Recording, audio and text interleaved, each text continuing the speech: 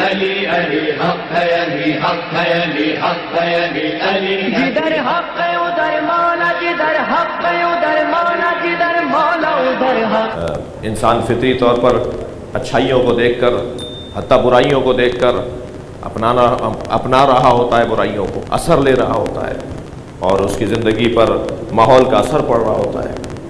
وہ اگر چار برائیوں کو دیکھ کر متاثر ہو رہا ہو تو کوئی ایک ایسی اچھائی دکھانے والا بھی وجود ہو جس سے اسے اثر لینے کا موقع نصیب ہوتا ہے۔ آپ اور ہم جب کہیں باہر جاتے ہیں تو باہر کا اثر ہم پر ہو رہا ہوتا ہے، کسی فلاں زبان بولنے والوں سے ہماری دوستی ہو جاتی ہے تو ان کی زبان کا اثر ہم پہ ہو رہا ہوتا ہے۔ مرزا اسد اللہ غالب دہلی میں ایک جگہ سے دوسری جگہ جانے کے لیے تانگا روکا انہوں نے، اسے ایک دو آنے طے پائے کہ وہاں تک اس محلے تک اتنے آنے میں پہنچائے گا، اتنے ٹکوں میں آنے میں پہنچائے گا۔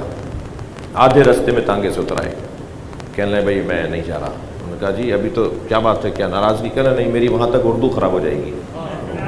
وہ مسلسل بول رہا تھا، کہنے لگا تمہاری باتیں سن سن کے، تمہارا لہجہ سن سن کے میری زبان ہی خراب ہو جائے گی۔ تو انسان اثر لے رہا ہوتا ہے۔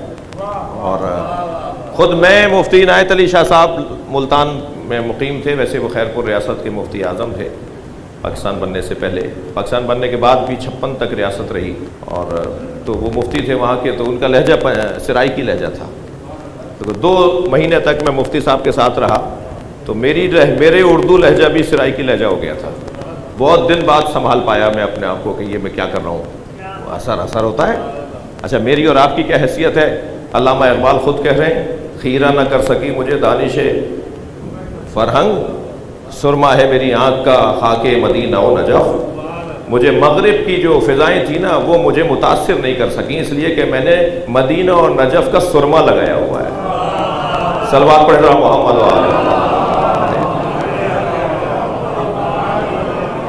انسان اثر لیتا ہے، گفتگو یہ ہے کہ انسان اثر لیتا ہے اور متاثر ہوتا ہے۔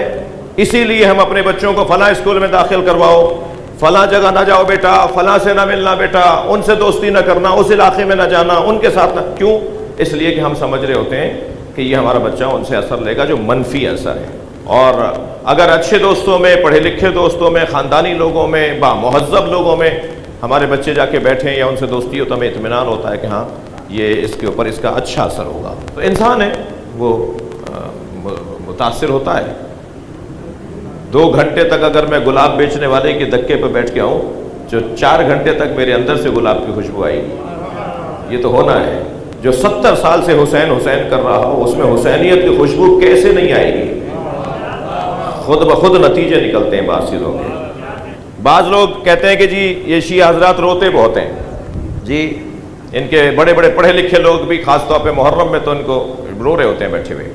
اور یہ جو ہمیں رونے کی مشق کروائی جا رہی ہے نا، یہ خود ایک ماحول بنا کر چاہے دن میں ایک دفعہ، ہفتے میں ایک دفعہ، مہینے میں ایک دفعہ یا سال میں 10 دن، ایک پوری قوم کو ایک کام پہ لگایا گیا ہے۔ ذرا توجہ کریں گے اس بات پر۔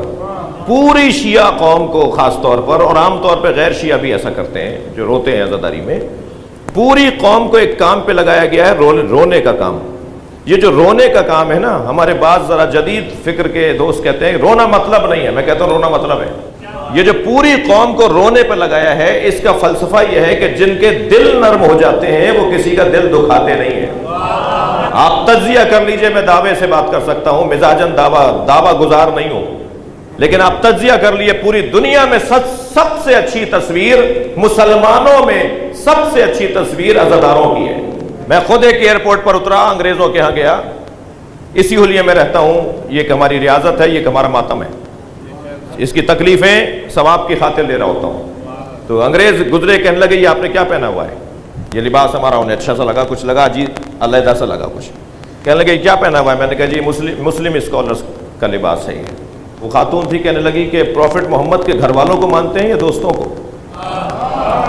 میں نے کہا پروفٹ محمد کے دوستوں کا احترام کرتے ہیں، اطاعت گھر والوں کی کرتے ہیں۔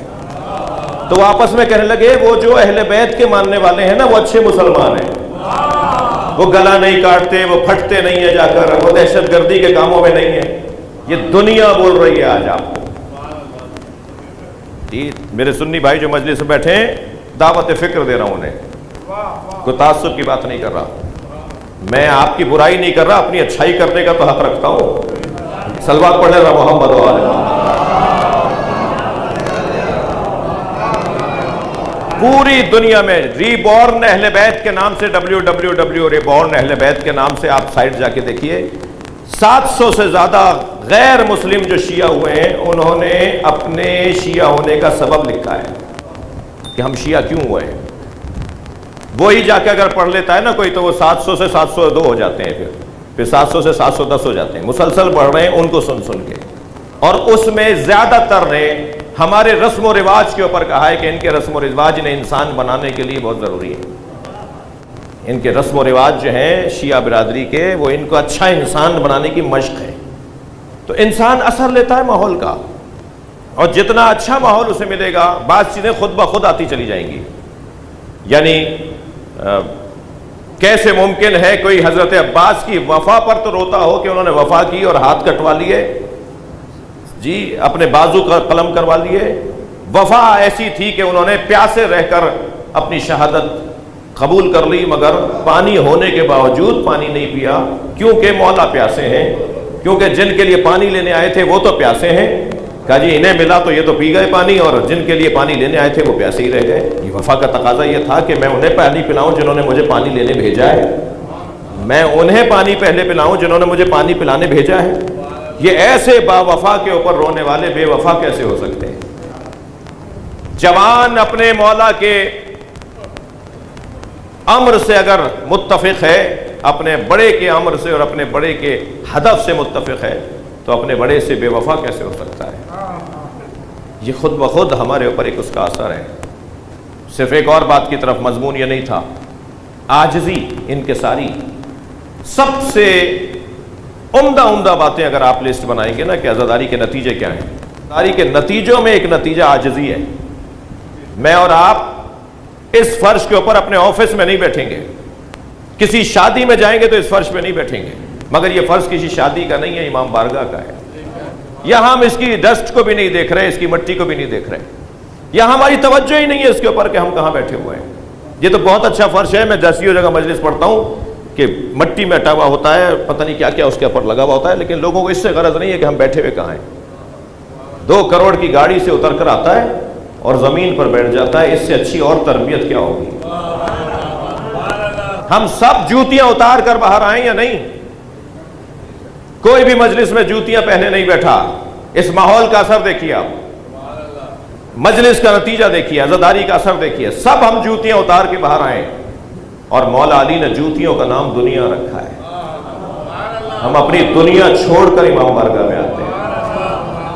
کوئی مفاد نہیں ہوتا ہمارا یہاں ایک دوسرے سے، کوئی مطلب نہیں ہوتا ہمارا ایک دوسرے سے، سوائے اس کے کہ ہم ان بڑوں کا ذکر سننا چاہتے ہیں جن کا ذکر ہم پر اثر کرتا ہو۔ اور کون ہے وہ بڑے؟ جو پیدائشی طور پہ عالم، میں پیدائشی طور پہ جاہل، وہ پیدائشی طور پہ سخی، ہم پیدائشی طور پر کنجوس، وہ پیدائشی طور پر شجاع، ہم پیدائشی طور پہ بزدل، وہ پیدائشی طور پر غیرت مند، ہم پیدائشی طور پہ غیرت سے دور، وہ پیدائشی طور پر صاحب عزت، ہم پیدائشی طور پر عزت لے کر نہیں آئے۔ سارے نقائص جن کے پاس ہوں انہیں دروازہ اہل بیت پہ بٹھایا ہے، جہاں فضائل نے اجتماع کیا ہوا ہے، جہاں فضائل نے اتفاق کیا ہوا ہے۔ کون سا کمال ہے جو یہاں کمال پر نہیں ہے؟ اور یہ سب برکت فاطمہ زہرا سیدہ کے نام کی برکت ہے۔ علی علی حق ہے، علی حق ہے، علی حق ہے، علی علی جدھر حق ہے ادھر مولا، جدھر حق ہے ادھر مولا، جدھر مولا ادھر حق۔